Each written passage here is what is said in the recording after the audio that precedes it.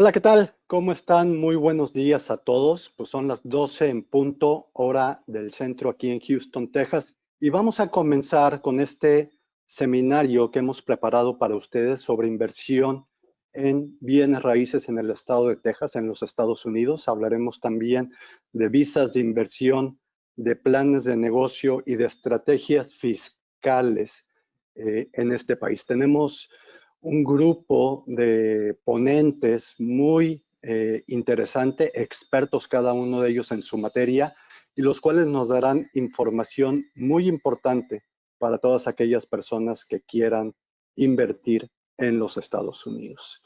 Les recuerdo mantener sus cámaras y sus micrófonos apagados. La sesión de preguntas y respuestas va a ser al final de las 4 presentaciones. Por favor, ponerla en el chat y su servidor, Marco Contreras, las estará revisando y al final se las preguntaremos a cada uno de los participantes. Sin más, vamos a comenzar con esta presentación. Voy a invitar primero a Karina Rodríguez. Ella es la presidenta de Exfinia Servicios Financieros. Voy a leer su currículum porque es tan importante y tan extenso que no quiero que se me pase nada. Karina Rodríguez Gutiérrez, presidenta de Exfinia Financial Services, se graduó del Instituto Tecnológico y de Estudios Superiores de Monterrey como contador público con especialización en finanzas internacionales. Karina empezó su carrera en finanzas hace 25 años trabajando para una consultoría de ingeniería financiera llamada Profit, localizada en la ciudad de Monterrey, México. Posteriormente trabajó en una casa de bolsa aquí en Woodlands, Texas, ofreciendo asesoría financiera a clientes de alto patrimonio en Latinoamérica, Suiza y los Estados Unidos. En el año 2015 se independizó para crear Exfinia Financial Services. La habilidad de Karina para establecer negocios y relaciones personales es una de las principales fortalezas del equipo ejecutivo de Exfinia Financial Services. Con esto dejo el micrófono a Karina. Muchas gracias y empecemos. Muchísimas gracias, Marco, por tu presentación. Muchísimas gracias a todos los asistentes por estar aquí con nosotros. Solamente, Marco, quiero confirmar que ves apropiadamente mi pantalla completa. Sí, Karina, se ve muy bien todo. Ok, perfecto. Bueno, pues vamos a hablar hoy acerca de vehículos de inversión privada en bienes raíces. ¿Y qué es lo que sucede normalmente? Lo que sucede es que muchas veces las inversiones en bienes raíces pueden ser inversiones muy atractivas, pero pueden requerir de la inversión de mucho capital y además de altos niveles de experiencia y por lo tanto consumir mucho tiempo de los inversionistas y a veces por no gozar de esa disponibilidad de tiempo, de recursos, les queda fuera del alcance. Entonces nosotros ofrecemos una solución a través de vehículos de inversión privada en donde ponen al alcance de muchas personas la inversión inmobiliaria. Y hoy vamos a hablar básicamente de 3 opciones. Tomemos en cuenta que constantemente estamos teniendo nuevas oportunidades. Actualmente los bienes raíces inmobiliarios en Texas se están moviendo muy rápidamente. Así que hoy vamos a hablar de 3 de las opciones con las que se cuentan actualmente, pero tomen en cuenta que constantemente están surgiendo nuevas oportunidades. La primera opción son préstamos privados. Esta opción de préstamos privados es una estrategia que se desarrolla cuando existen diferentes partes involucradas. Primero, existen inversionistas en bienes raíces que constantemente están buscando propiedades en las cuales las compran, las remodelan, arreglan o revenden, o las compran, las remodelan y se las quedan para su portafolio de renta. Estos inversionistas muchas veces tienen todo su portafolio, todo su capital invertido en bienes raíces y por lo tanto a veces carecen de liquidez para las nuevas oportunidades que se les están presentando. Entonces van con prestamistas privados, ofrecen inmuebles que ya tienen pagados como colateral para que rápidamente les den fondos para que puedan ir a comprar nuevas oportunidades que se les están presentando en ese momento. Entonces, en ese escenario se muestra la siguiente logística. Está un desarrollador que se le presentó una propiedad de inversión, solicita un préstamo a este prestamista y le ofrece un bien raíz como colateral, ¿ok? Y va a pagar, obviamente, por ese préstamo que se le va a otorgar, va a pagar intereses mensuales al prestamista. ¿Qué hace el prestamista? El prestamista manda a un perito evaluador para verificar el valor de esa propiedad que está recibiendo como colateral. El máximo préstamo que va a dar a este inversionista es alrededor del 50 al 70% del valor de la propiedad. A cambio de esto, el desarrollador va a recibir intereses mensuales, el prestamista, perdón, va a recibir intereses mensuales del desarrollador. Por otro lado, viene un cliente, cualquiera de ustedes, que tenga dinero líquido, por ejemplo, lo tienen dinero en el banco, que dicen, ¿sabes qué? Ahorita no lo voy a necesitar, no quiero ponerlo en bolsa, no me siento a gusto con la volatilidad que está teniendo el mercado, pero no lo quiero tener en el banco al 0%, porque sabemos que ahorita los intereses están en niveles históricamente bajos. Entonces, hacen ustedes un préstamo a este prestamista y a cambio de eso, ustedes tienen, la inversión está respaldada por este colateral que este desarrollador dio, por este bien raíz. Y a cambio de eso, ustedes reciben intereses mensuales de este prestamista. Toda la inversión está respaldada por este colateral. ¿Cuáles son los términos? La tasa de interés es un 5% anual, que se pagan los intereses mensualmente. El horizonte de inversión es entre 12 y 24 meses. El mínimo de inversión es sumamente accesible a partir de los $20,000, es la inversión mínima y de ahí el monto que quieran invertir. Entonces, el flujo de efectivo es de la siguiente manera: reciben intereses mensualmente.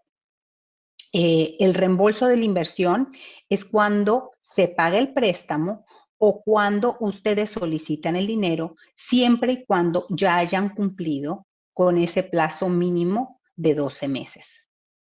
Y una vez que ustedes soliciten el dinero, vamos a suponer que en el mes 15 ustedes van a necesitar el dinero, entonces en el mes 12 necesitan solicitarlo porque en 30 días o antes van a tener el dinero líquido, porque necesitan dar 90 días de aviso para recibir su dinero.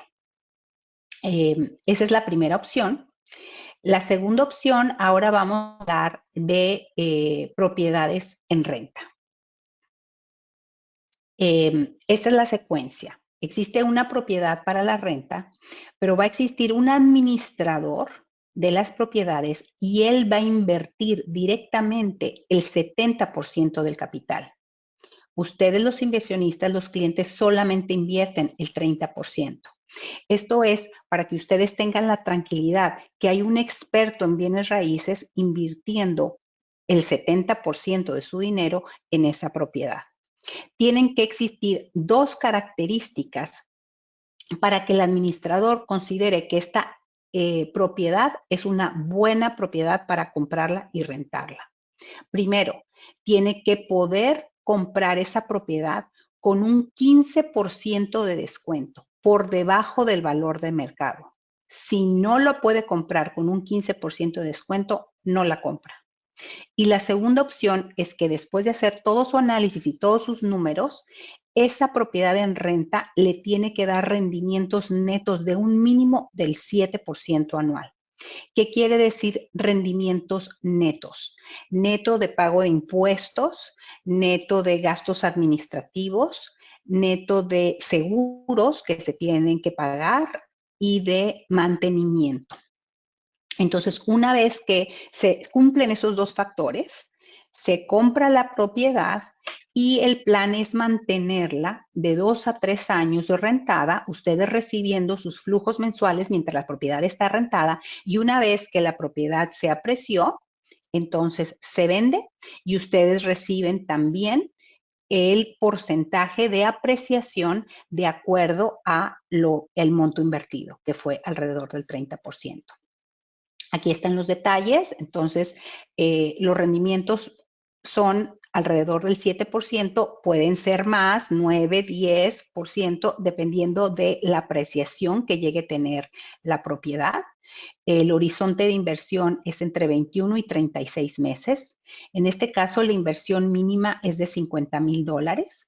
La distribución del capital es 30% usted es el inversionista y 70% lo aporta el administrador, que es el que se va a encargar de hacer todas las gestiones, toda la administración que se tenga que hacer de la propiedad. Los flujos de efectivo son los siguientes: los intereses se pagan mensualmente al 7% mínimo o dependiendo del monto por el que se haya logrado rentar esa propiedad. El retorno del capital se da al vender la propiedad y la secuencia es la siguiente: se compra la propiedad con un mínimo de 15% de descuento, se renta entre 2 y 3 años, después se vende la propiedad y la tasa de retorno interno puede ser, les digo, alrededor del 9%, un poco más, dependiendo qué tanto se haya apreciado la propiedad. En caso de que la propiedad no se haya apreciado, de todos modos van a tener ese upside entre el 7 y el 9%, ya que se va a lograr vender con el descuento que se compró anteriormente, que fue el 15%, eso sí se debe de poder recuperar. Esa es la segunda opción. Y la tercera opción es el desarrollo de propiedades residenciales. Ahora estamos actualmente enfocados en un nicho muy particular.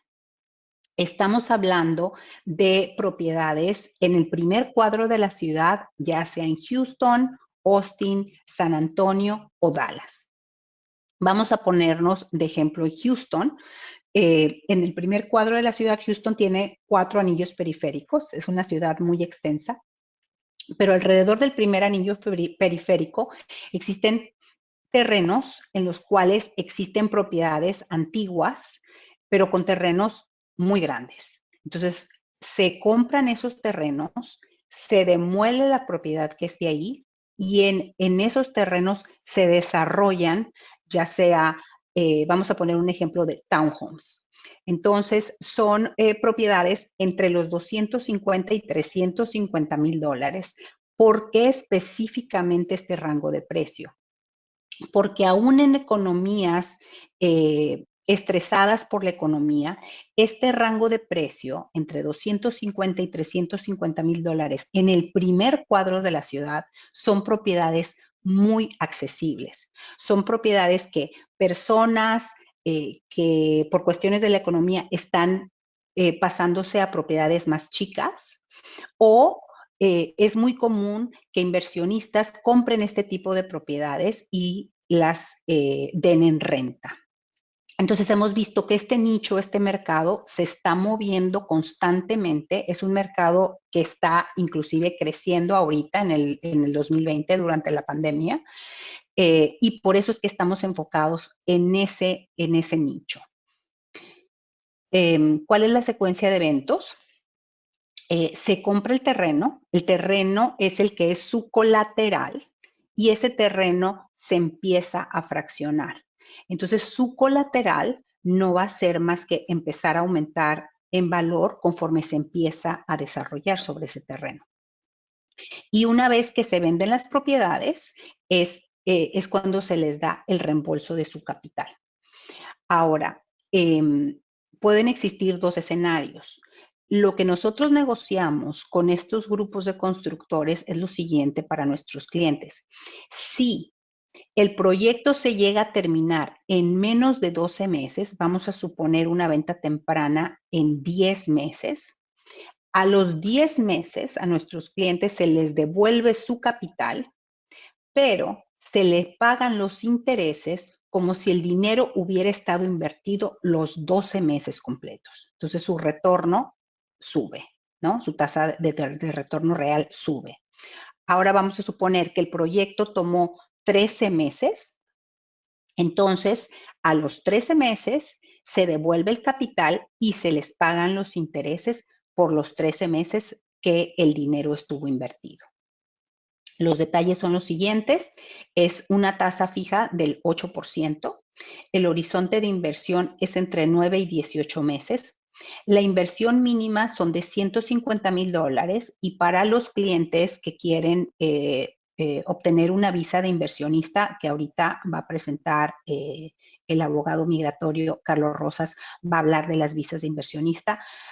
Para visas se necesita un mínimo de inversión de $250,000, pero las personas que solamente quieren invertir sin necesidad de visa, la inversión mínima es de $105,000.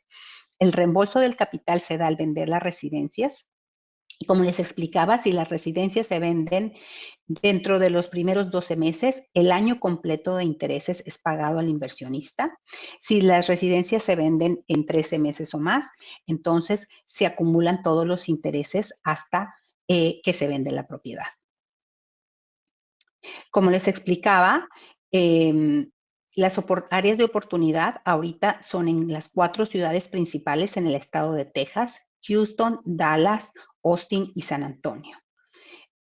Texas es un estado en el cual el terreno, como ustedes saben, es abundante, tenemos mucho espacio. Es uno de los estados en donde el costo de vida es de los más bajos en el país y además es un estado que favorece mucho fiscalmente.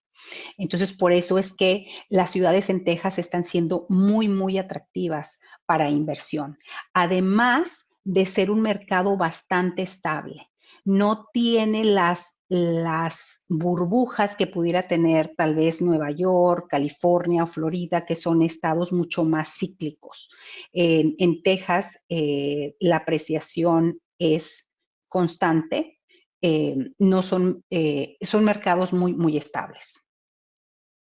Y bueno, la experiencia de los grupos con lo que nosotros tratamos son empresas que tienen más de 30 años de operar, que tienen conocimiento en bienes raíces tanto en México como en Estados Unidos, tienen amplia experiencia en desarrollo de terrenos, en remodelación y construcción de viviendas, compra de edificios multifamiliares, gestión y reventa, desarrollo de subdivisiones residenciales.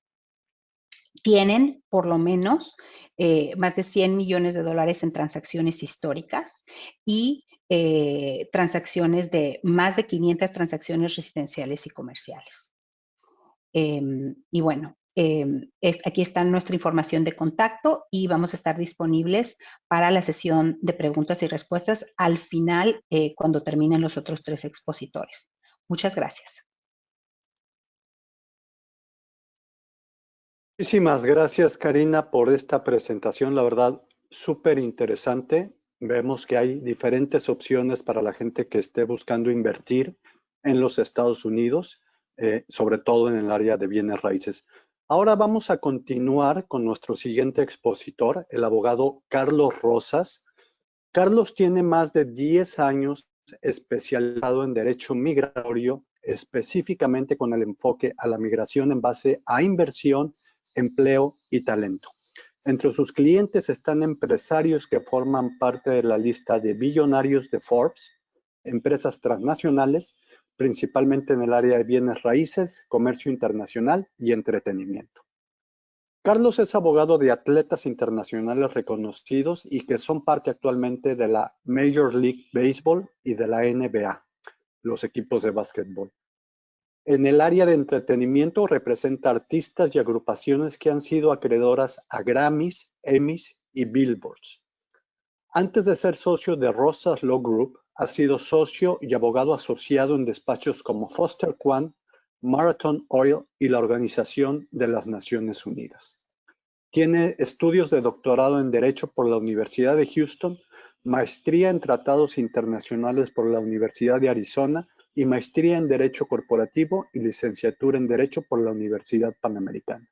Sin más, le cedo el micrófono al abogado Carlos Rosas. Gracias, Carlos. Gracias. ¿Me ven y me escuchan bien? Todo bien, Carlos. Se ve muy bien. Perfecto. Gracias. Excelente. Gracias. Pues mucho gusto y les voy a explicar cómo las inversiones de las que está hablando Karina en el área de bienes raíces, cómo se podrían utilizar para obtener un beneficio migratorio en los Estados Unidos, ¿no? Lo primero, un segundo.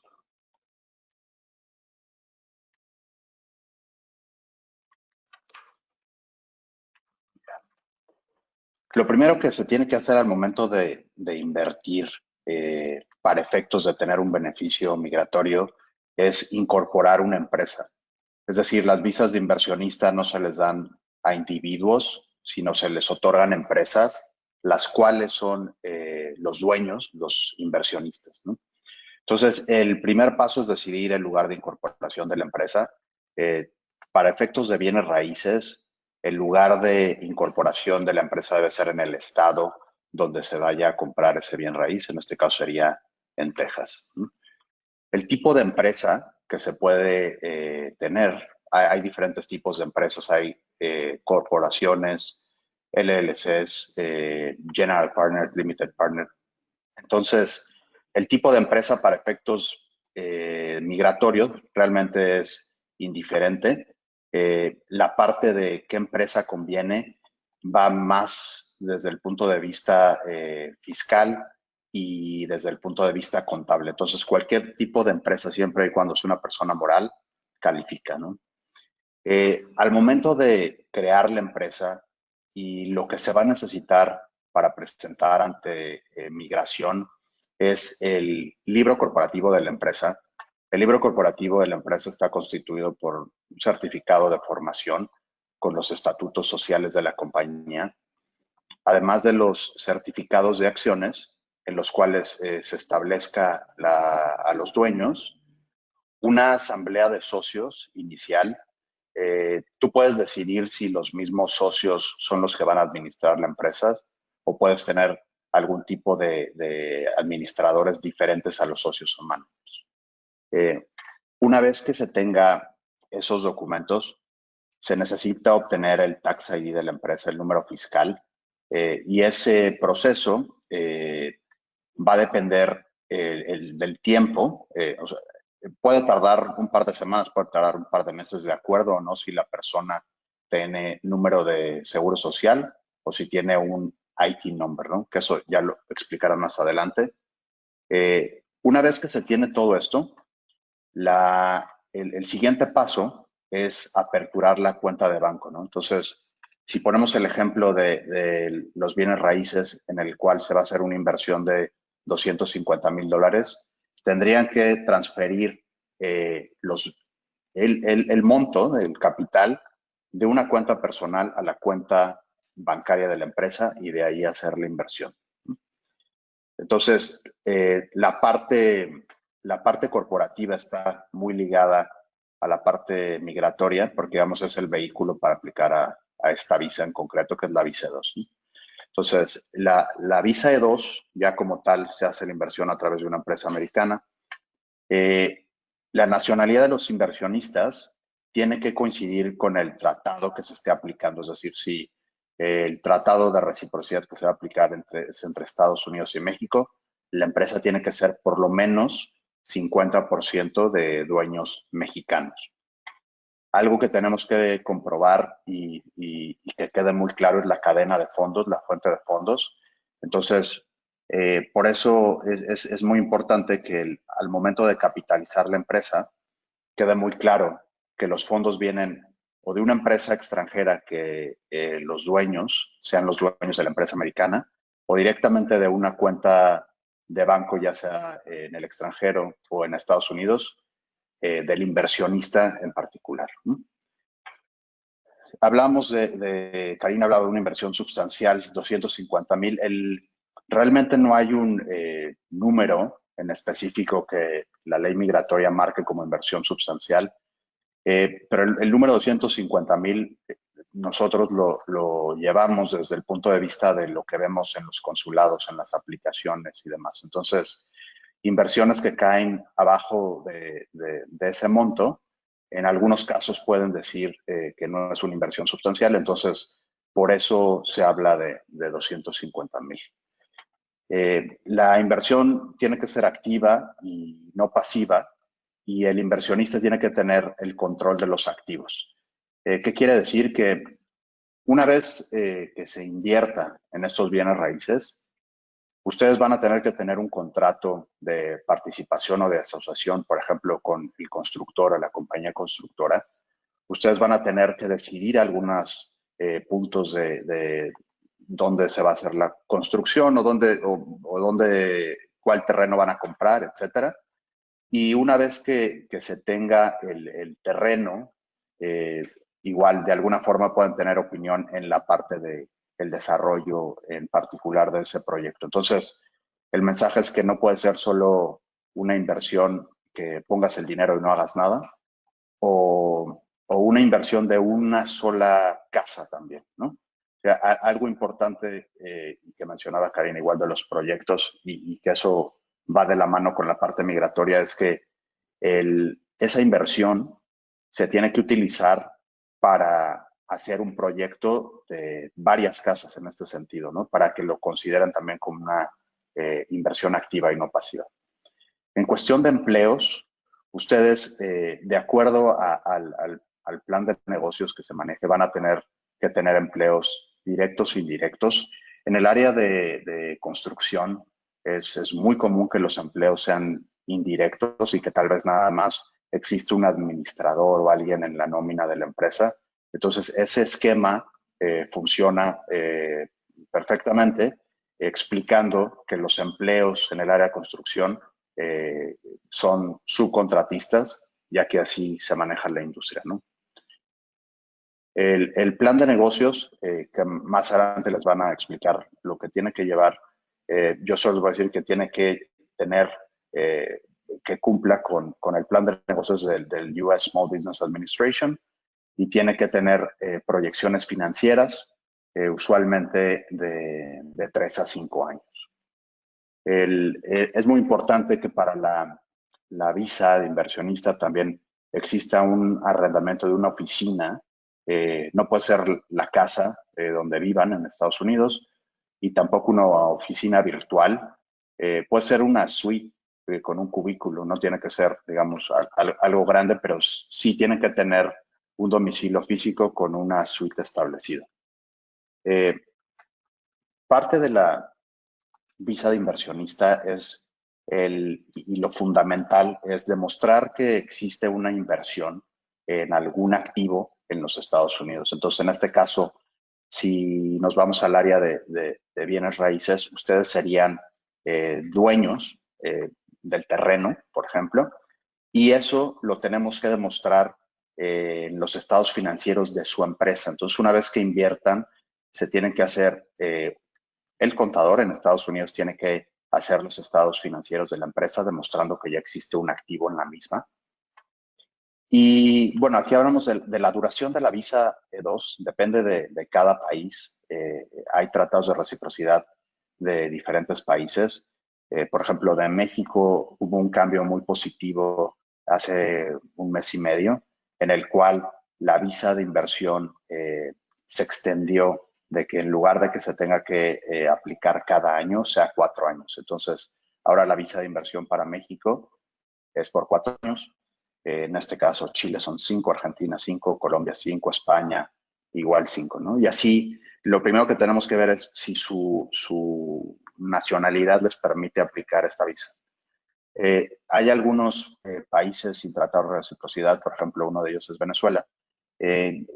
Como hemos manejado casos de gente de Venezuela, o o tienen otra nacionalidad, y si no tienen otra nacionalidad, hemos hecho el proceso a través de una visa L1A, que es el crear una empresa subsidiaria de su empresa venezolana, por ejemplo, en este caso, y a través de eso se hace la inversión. Entonces, para esos casos sería la visa L1A. Sin embargo, esa visa L1A está suspendida hasta enero por la última acción ejecutiva, ¿no? El momento adecuado de la aplicación de la visa 2 es importante, porque muchas veces nos hacen la pregunta de si se puede aplicar con la intención o con un plan de negocios de aplicar a un futuro o de invertir en un futuro. Y la visa de inversión el momento adecuado es cuando ya se hizo la inversión, cuando la inversión está en riesgo.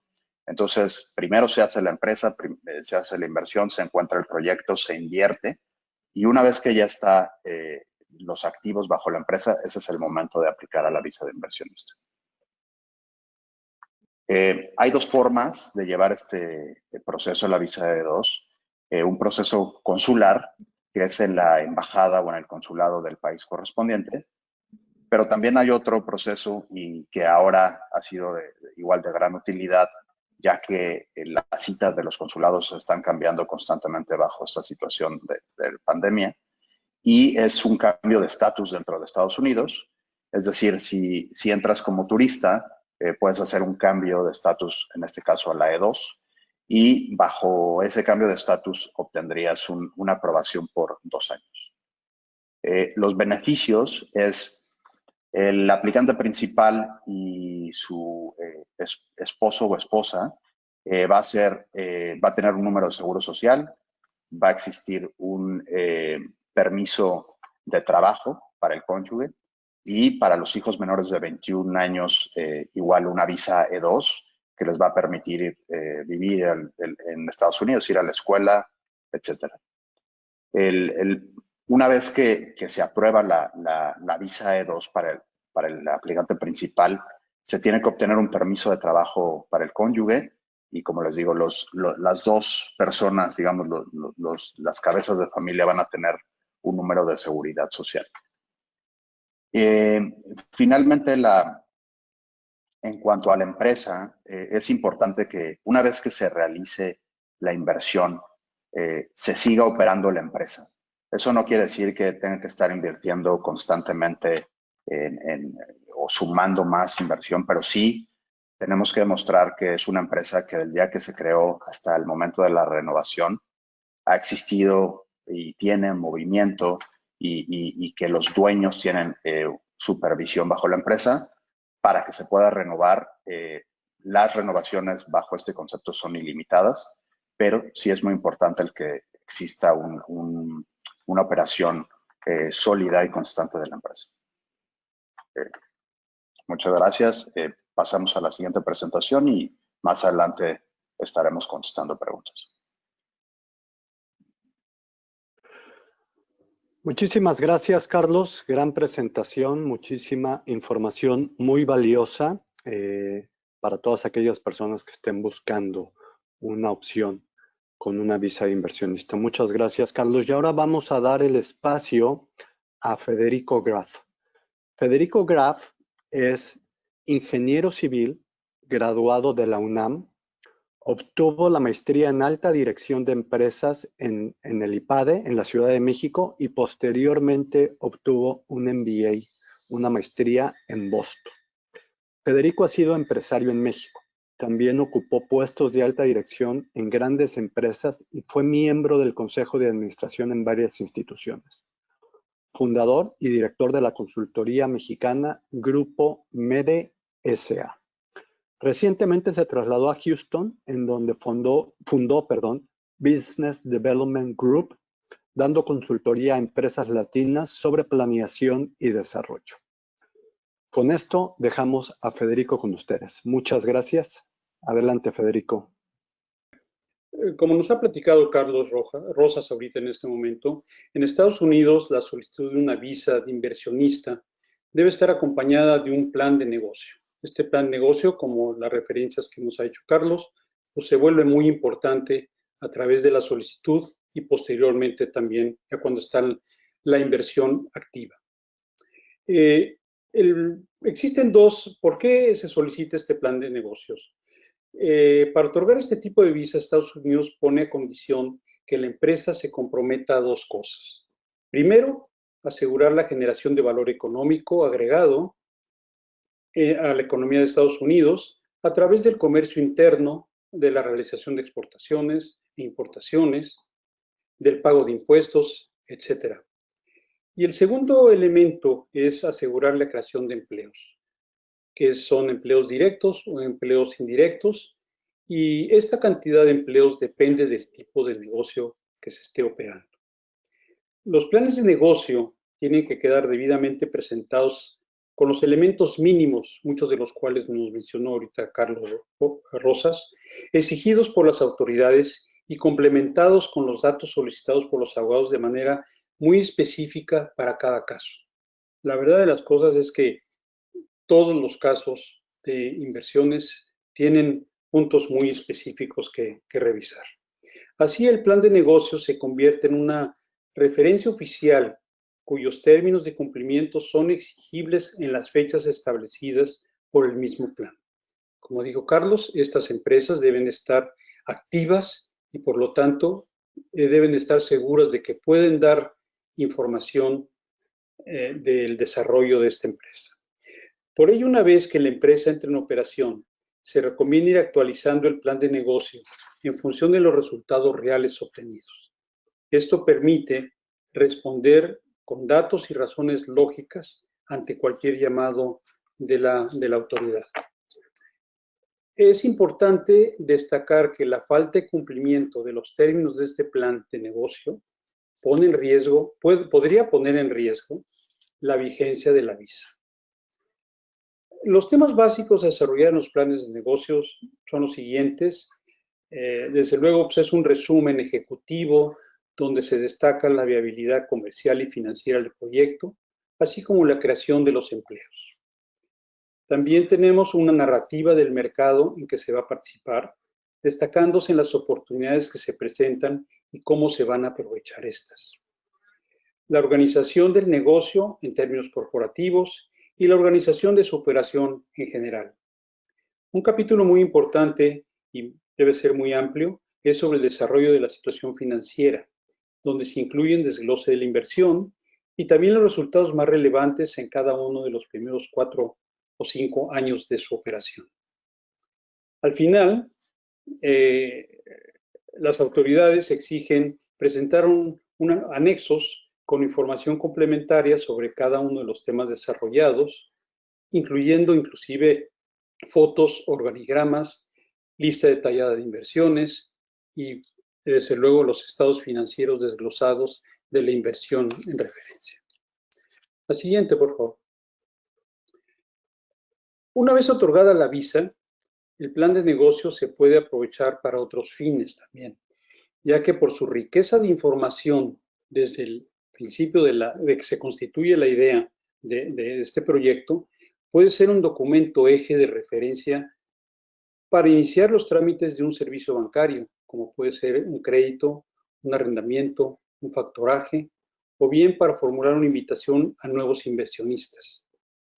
También puede utilizarse para el análisis de una condición tributaria especial que se ve una oportunidad. Y puede ser referencia también para diseñar la organización de la operación, contratar al personal ejecutivo, iniciar el marketing necesario y estructurar específicamente tareas de venta. Estoy hablando no únicamente de inversiones, en este caso de inversiones en bienes raíces, sino también inversiones en otras empresas de otro tipo. Finalmente, también puede aprovecharse para iniciar un proceso de planeación y desarrollo con una visión a más largo plazo, con el objetivo de asegurar que la inversión generará la rentabilidad esperada. Muchas gracias por su atención. Pues cualquier pregunta, nos vemos al final de la presentación de todos. Gracias. Muchísimas gracias, Federico. Gran presentación, muy útil, importantísimo la parte de tener un plan de negocios perfectamente estructurado. Muchas gracias, Federico. Y para terminar, vamos a hablar ahora la parte fiscal y para eso tenemos la grata presencia de Nieves Narváez, quien es un especialista en contabilidad y mercadotecnia. Trabajó como funcionario de alta dirección del IRS, de la Oficina de Rentas, de Recaudación de Rentas en los Estados Unidos, y estuvo asignado a la sede de la Oficina Nacional de Cumplimiento para Empresas Internacionales. Entre sus responsabilidades incluyeron establecer programas de capacitación técnica para examinadores internacionales a nivel nacional, identificar, diseñar y ejecutar proyectos de cumplimiento a nivel nacional destinados a mejorar el cumplimiento fiscal internacional. Y también participar en la reingeniería del diseño de los procedimientos de auditorías multinacionales del IRS.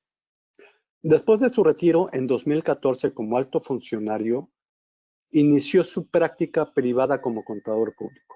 Su práctica se centra en las entidades corporativas y personas físicas con intereses y transacciones transfronterizas.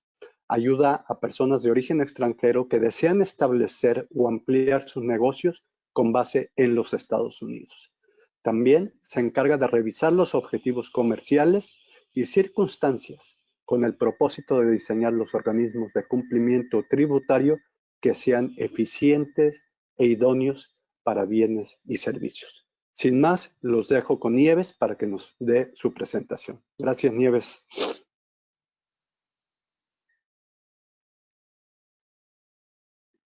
Estás en mute, Nieves.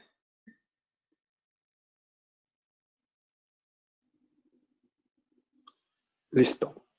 Perfecto. Vemos tu presentación y te vemos a ti. Muchas gracias. Ok, gracias. Gracias, Marco. Buenas tardes. Quisiera empezar diciéndoles que para esta presentación he escogido 4 temas que me gustaría exponer y que creo que son relevantes para las personas que están considerando una inversión o migrarse a los Estados Unidos. El primer tema me gustaría ver la residencia. Y el segundo tema, un poco de cuál sería la organización más adecuada para poder llevar a cabo ese negocio en Estados Unidos. Y el tercer tema sería una serie de preguntas que quizás sería conveniente ver por parte de las personas que están considerando una inversión. Y al último, me gustaría ver unas partes unos reportes necesarios para poder cumplir con las leyes fiscales en Estados Unidos. La residencia en Estados Unidos se puede ver al nivel grandes rasgos o macro en dos aspectos. Primero está la residencia de la cual el licenciado Carlos Rosas estuvo explicando, y es, como ven ustedes, es un proceso muy formal y extenso. Por el lado fiscal, ya se imaginan, somos mucho más generosos en Estados Unidos. Aquí, con solamente pasar 183 días, usted se puede volver residente fiscal. Y para ese método o ese término de residencia, se utiliza una fórmula. La fórmula realmente se compone de 3 años. El primer año se considera el 100% de los días que usted estuvo presente dentro de los Estados Unidos. El segundo año, o el año antes de ese, sería 1/3 de los días que usted tuvo presente dentro de los Estados Unidos. Y el último año sería 1/6 de todos los días que usted tuvo presente. La suma de esos 3 años no puede exceder 183 días, porque si los excede, usted se vuelve un residente fiscal. Y obviamente, como residente fiscal, usted cae bajo el mismo régimen de reportar y pagar impuestos como cualquier ciudadano de Estados Unidos. Solamente si usted está preparado para tomar ese paso, sería conveniente también vigente de los días que uno va a pasar dentro de los Estados Unidos. El segundo tema tiene que ver con el tipo de organización que sería más favorable para llevar a cabo sus negocios dentro de los Estados Unidos. Como ya escuchamos de parte del abogado, obviamente hay varias maneras de operar. Dentro del estado de Texas, obviamente hay un régimen que se llama LLC, que ya fue mencionado. Y dentro de ese régimen se puede operar como propietario único, como asociación de varios propietarios o un partnership, y también como una corporación. Para términos fiscales, esas 3 organizaciones se graban de una manera distinta. En el caso del propietario único y en el caso del partnership, o sea, varios propietarios, esos resultados caen hacia la declaración del propietario. Sí. Y en el caso del propietario único, el desglose de todos los resultados se introduce a nivel del reporte o declaración del propietario. En términos del partnership, o sea, la asociación, en ese instante la asociación hace una declaración en la cual no se pagan impuestos, sino que el resultado neto baja hacia la declaración y se declara en un renglón de la declaración de los propietarios. En el caso de la corporación, es algo muy diferente. La corporación, como una organización íntegra, reporta o declara sus resultados y también se le graba a esa persona. Si la tasa de impuestos ahí es del 15% por los primeros $50,000 de utilidad y el 21% de cualquier cosa que exceda los $50,000, sin tope. Ahora, volviendo al caso, los primeros 2 casos, o sea que del propietario único o de la asociación, esas personas físicas que están reportando van a reportar y a pagar una tasa de entre 10% al 37%. En general, si una persona única está teniendo ingresos de $200,000, $300,000, es muy común que usted se encuentre en la tasa de 30-35%. ¿Ok?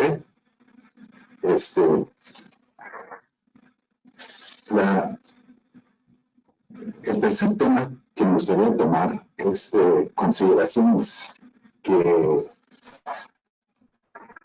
a lo mejor sería conveniente tener antes de que usted empiece a hacer trámites para su residencia, si es de que piensa en mudarse a Estados Unidos, o de que hay una inversión.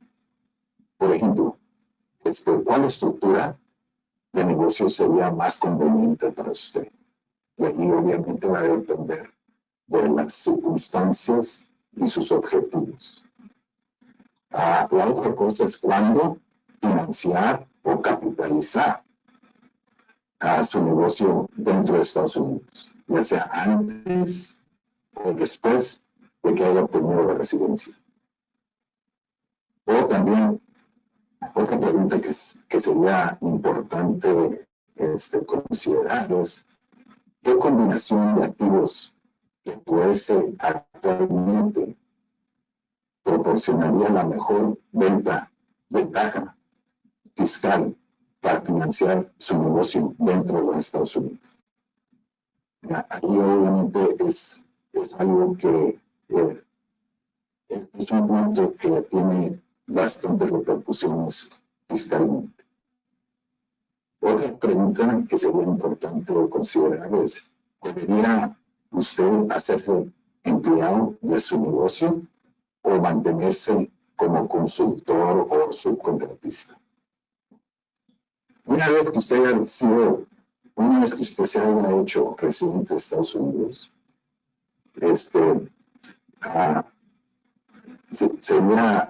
sería posible que su empresa le establecería un plan de retiro.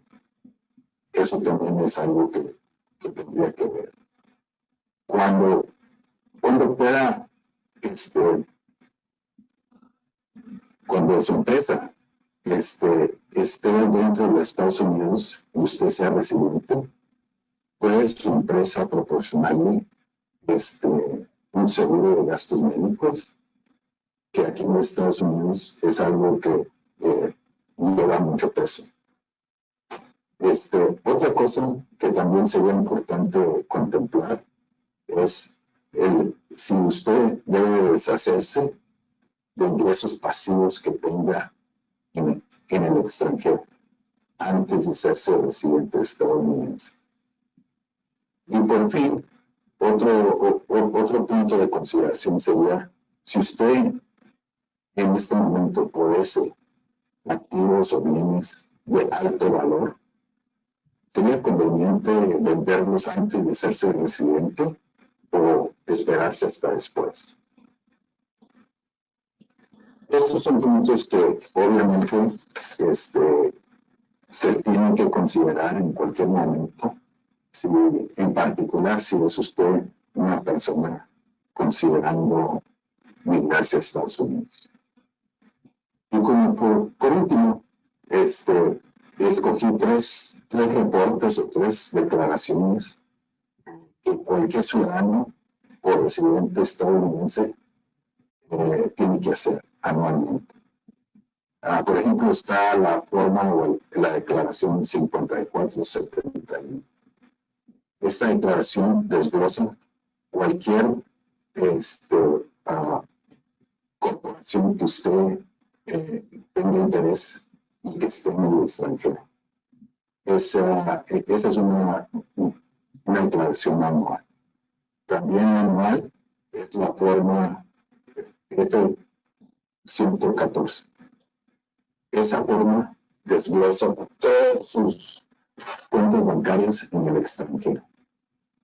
Y por fin, la forma 8938, que también es una forma que se declara anualmente. Es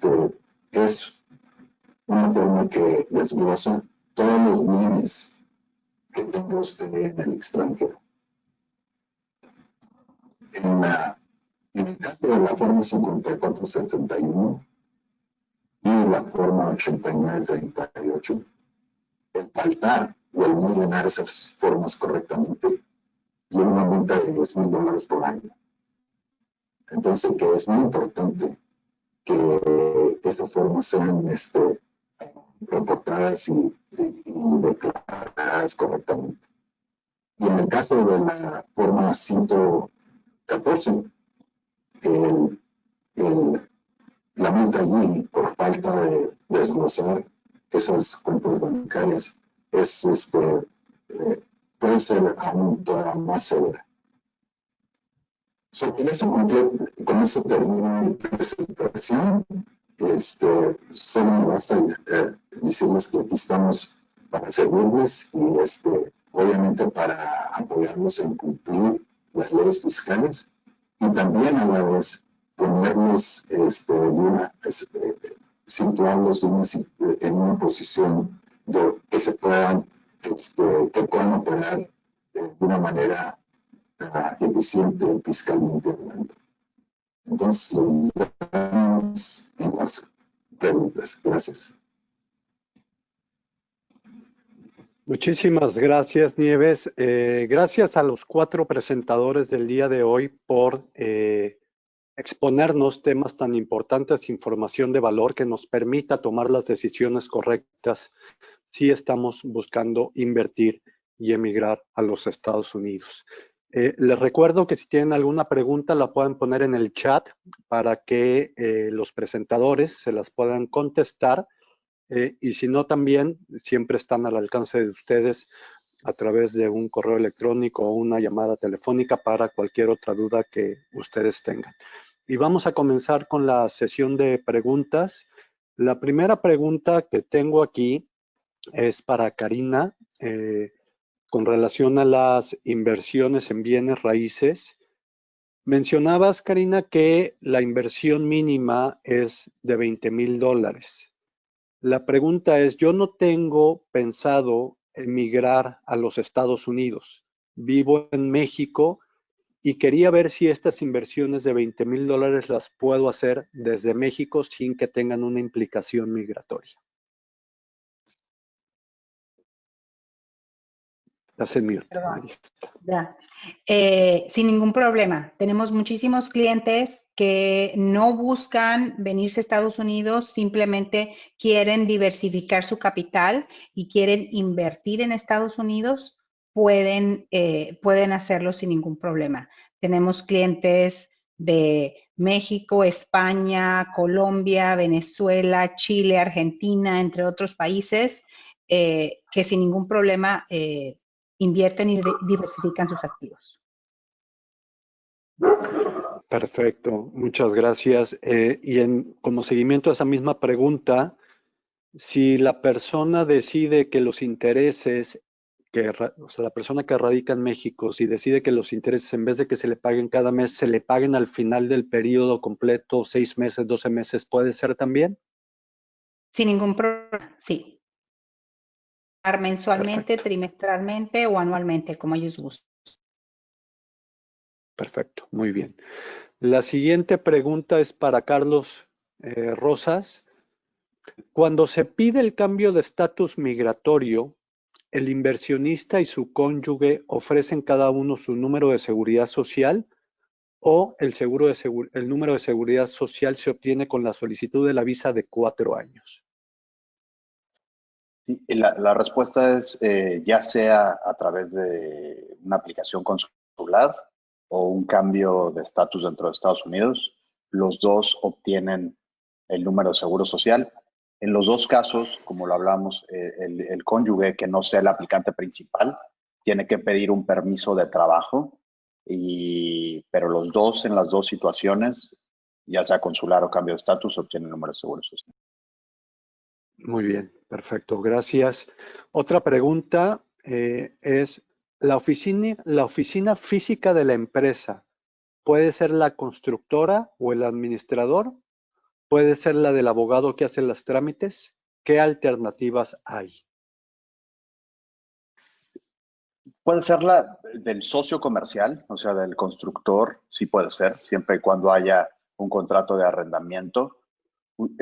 Usualmente, digamos, del abogado, a lo mejor puede ser del abogado corporativo, siempre y cuando exista un número de suite, pero yo prefiero en general que sea una oficina separada, ¿verdad? Que tengan un contrato de arrendamiento separado, su propia oficina.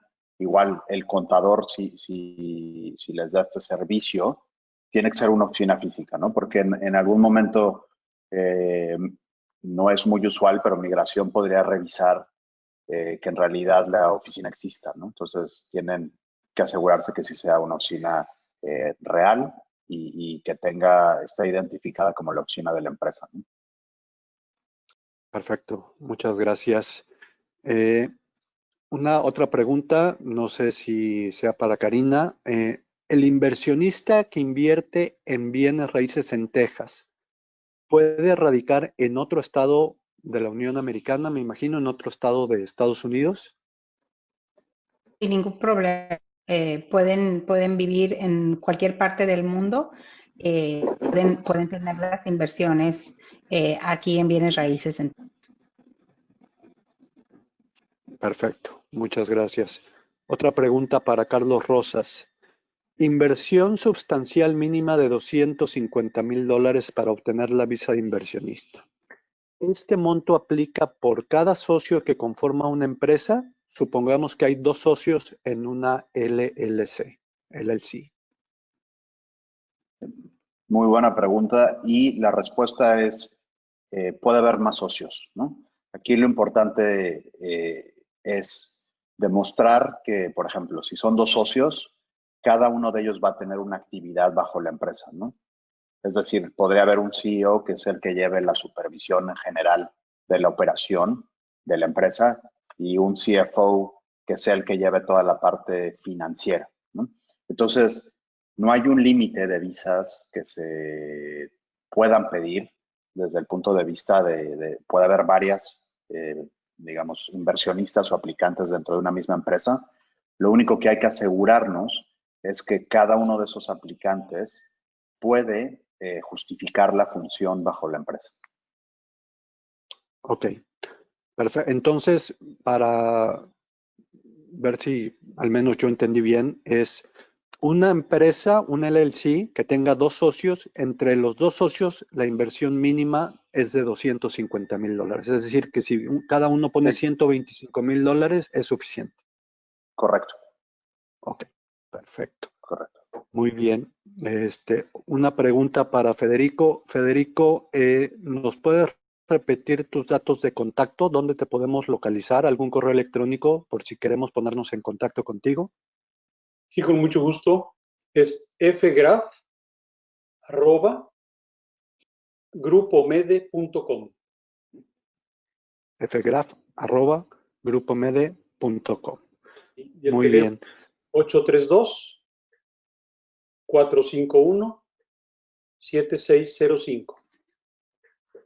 832-451. 7605.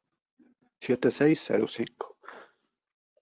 Y aquí sí me Perfecto. permites, Marco, ahora que estás hablando Claro. con Federico respecto al plan de negocios, sobre todo yo te diría, los últimos 2 años y todavía mucho más intenso en estos últimos 7, 8 meses, migración en general está siendo una referencia muy importante al plan de negocios, ¿no? Entonces, antes, de alguna forma, se podría hacer un plan de negocios más como una presentación general, pero ahora sí en realidad están revisando el plan de negocios a fondo. Incluso lo que se pone en el plan de negocios que se va a cumplir, se tiene que cumplir también, ¿no? Entonces, no se pueden hacer proyecciones que al final la compañía no las va a alcanzar o demás. O sea, realmente en este punto el plan de negocio se ha convertido en algo fundamental en la aplicación de las visas de inversión y en general. Entonces, solo quería hacer esa anotación. Como resumen, Perfecto. Buenísimo. quisiera hacer un comentario también sobre esto. Por eso mismo, por lo que dice Carlos, yo creo que es bien importante empezar con 3 vías: la parte legal, la parte fiscal y la parte del plan de negocio, que es el plan negocio, es donde vemos que realmente la inversión va a tener una rentabilidad atractiva, ¿verdad? Entonces se debe cumplir con los 3 elementos fundamentales. Por eso vale la pena que una vez que se decida empezar un proyecto de esta naturaleza, de una inversión extranjera y acompañado con una visa, pues se empiecen de manera simultánea, ¿verdad? Perfecto. ¿Sí? Y complementando a lo que dice Federico, con mis años de experiencia en consultoría financiera, siempre somos un triángulo al momento de asesorar a un cliente. Es sumamente importante que esté el consultor financiero, pero que también esté el abogado involucrado y que esté el fiscalista, el contador involucrado, porque así todos estamos alineados y todos estamos con las mismas metas del cliente, cada uno haciendo su planeación en su especialidad para asegurarnos que el cliente está siendo optimizado en todas las áreas. Eso lo veo, Nieves, no sé si quieras comentar algo al respecto, pero a veces, por no hacer esa planeación por adelantado, en el momento en que se quieren enmendar errores que se cometieron por no haber tenido esa planeación, sale mucho más costoso. Entonces, Nieves, yo creo que tú tienes varios ejemplos de clientes que han venido contigo después de, y el hacer la remediación, pues puede ser un poco más elaborado que haber hecho la planeación inicial. Sí, por supuesto, como en cualquier lado. Obviamente, la planificación fiscal, pues, tiene un lugar pues, bastante relevante durante cualquier inversión que se vaya a hacer. En particular, depende mucho del tipo de inversión, o sea, si se va a hacer a base de introducir otros activos para capitalizar ese negocio en Estados Unidos, si se va a introducir como capital otros activos que existan ya dentro de los Estados Unidos, o si va a ser una inyección de efectivo. Ahí es una área obviamente puede repercutir varias situaciones que pueden ya sea favorecer o a la vez costarle al cliente. Algo importante es de que personas llegan a Estados Unidos y exceden los 183 días. Y en ese caso es muy dificultoso porque ciertos reportes, tales como los que acabo de enumerar, no se hacen porque la persona no estaba al tanto o no estaba informada de la necesidad de hacer esos reportes. Y las multas, pues obviamente son bastante severas.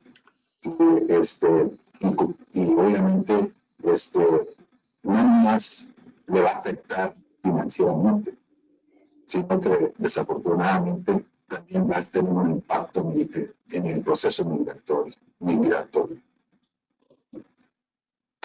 Así es.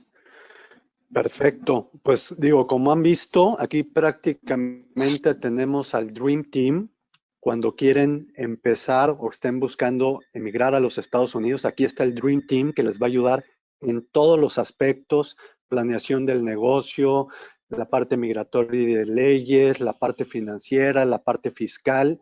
Aquí tenemos a todo. Entonces, pues cualquier duda, cualquier pregunta, cualquier interés real en comenzar un proceso de este tipo, pues contactar a Karina, a Federico, a Nieves, a Carlos, va a ser fundamental para el éxito de su proyecto que tengan en Estados Unidos. Una pregunta más. Dígame, Carlos. Esa pregunta de los 183 días son a partir de que se obtiene la visa. Ese es un punto que hay muchas veces confusión en el sentido de que si una visa o la otra te hace residente fiscal. Y el tema es que, como bien dice Nieves, lo que te hace residente fiscal es estar presente, estar en los Estados Unidos, sea cual sea el tipo de visa. Hay excepciones muy específicas, como la visa de estudiante que mencionó Nieves, pero incluso aunque estés con la visa de turista, más de esos 183 días, desde el punto de vista fiscal, te podrías convertir en residente fiscal sin tener una residencia, ni siquiera cerca de una residencia migratoria. Entonces, las 183 días que se está hablando es independiente del tipo de visa, si no son los días que se pasan en Estados Unidos. Digo, Nieves puede complementar, pero creo que es algo importante y mucha gente lo confunde. Pues, Muy bien. Perfecto. Ya no hay más preguntas. Seguramente saldrán preguntas después o cuando empiecen a analizar ya más profundamente su interés y su proyecto de inversión a los Estados Unidos. Y Karina, Federico, Nieves y Carlos estarán siempre a sus órdenes para aclarar y preguntar, para responder, perdón, cualquier cosa. No sé, Karina, si quieran agregar algo más, Federico, Nieves, Carlos, si no terminamos la reunión. Sí, yo lo único que quiero agregar es que les vamos a mandar por correo electrónico, al haber dejado ustedes su correo electrónico al momento de registrarse, les vamos a enviar la información de contacto de los 4 para que la tengan a la mano y también se les enviará la grabación de este webinar para referencia futura por si tienen alguna pregunta y quieren volver a consultar el material que aquí se expuso. No sé si Federico, Perfecto. Nieves o Carlos quieran agregar algo más. No, estaremos atentos a sus preguntas con muchísimo gusto. Espero que haya resuelto muchas de las dudas que ustedes tenían. Seguro que sí. Muchas gracias, Federico. Nieves. ok, gracias. Carlos, ¿algo más? Gracias por la invitación y cualquier duda que estamos. Carlos, Perfecto. a mí me gustaría que comentaras algo. A mí me sorprende la rapidez del proceso migratorio. ¿Les puedes explicar a partir de que se inicia el trámite hasta que se termina, cuánto es el tiempo? Sí, claro. Sí, sí es. Y el trámite se hace a nivel consular. El tiempo promedio de que van a la primera cita que tienen la visa estampada es 2 meses, 2 meses y medio, ya teniendo las visas estampadas de toda la familia, ¿no? Y si se hace un cambio de estatus, existe un proceso al que se le paga a migración para que se apuren, ¿no? Que se llama Premium Processing. Y ese proceso tienes una respuesta en 3 semanas después de la aplicación. Entonces, sí, como bien dices, es algo pues expedito, ¿no? Obviamente, lo que tiene que estar de fondo es que tenemos que tener la estructura del caso. Eso quiere decir el plan de negocios perfectamente hecho, la parte contable, fiscal bien hecha, la parte de contratos, de empleos, etcétera, ¿no? Pero ya una vez que ya está conformado, el proceso es muy rápido. Y también me gustaría mencionar que a mí me ha tocado ver clientes que los hemos compartido con Carlos, que son clientes que quieren tener su visa de inversionista lista, aunque todavía no están listos para mudarse a Estados Unidos. Quieren tenerla, como decimos, un as bajo la manga, porque quieren estar preparados en caso de que las circunstancias cambien dramáticamente, pero quieren ya estar preparados. Buen punto, Karina. Y ese es otro punto que la visa de inversionista no excluye a la visa de turista. Entonces, se pueden tener las dos visas al mismo tiempo. Y como bien dices, la visa de inversión tampoco te requiere un mínimo o máximo de días en el que tengas que estar fuera o dentro de Estados Unidos. Entonces, siempre y cuando se compruebe que hay una supervisión de la empresa, en lo general, se puede aplicar esa visa. Y como bien dices, esa visa la puedes tener ya aprobada. Y más ahora que la mayoría de los países que tenemos clientes tienen una duración de por lo menos 4 años, ¿no? Que ha sido un cambio grande en ese sentido, ¿no? Entonces, es algo que pueden tener las dos y deben tener las dos, ¿no? Muy bien. Nos llegó una última pregunta, Carlos. Si pides el Premium Processing y te rechazan a las 3 semanas, ¿te tienes que salir de Estados Unidos? No, muy buena pregunta. Entonces, el Premium Processing, cuando pides el Premium Processing, no existe un rechazo de migración inmediato, ¿verdad? Entonces, cuando ingresas el Premium Processing a las 3 semanas, existen dos opciones. O te lo aprueban o te piden información adicional. Entonces, si te piden información adicional, va a ser muy específico lo que se tiene que comprobar como empresa, lo que te están pidiendo desde el punto de vista de evidencia. En casos en los que, digamos, te piden algo que realmente la empresa no tenga o algo que es imposible de conseguir desde el punto de vista del inversionista o la empresa, se puede desistir el caso antes de que exista una respuesta negativa. Entonces, te puedes desistir, no hay una negación. Entonces, para que te nieguen un caso, en nuestro caso es muy difícil porque si hay algo muy complicado, en vez de arriesgar una negación, desistimos y planteamos otra estrategia o nos vamos por el lado consular, ¿no? Perfecto. Pues muy bien, pues creo que con esto terminamos. Muchísimas gracias a todos por acompañarnos. Gracias a nuestros expositores del día de hoy. Información súper valiosa, muy importante para la correcta toma de decisiones. Nuevamente, gracias a todas las empresas y a todos los que nos acompañaron el día de hoy. Que tengan un gran día, excelente tarde y estamos a sus órdenes para cualquier cosa que necesiten. Muchas gracias. Buen día. Gracias. Gracias, buen día.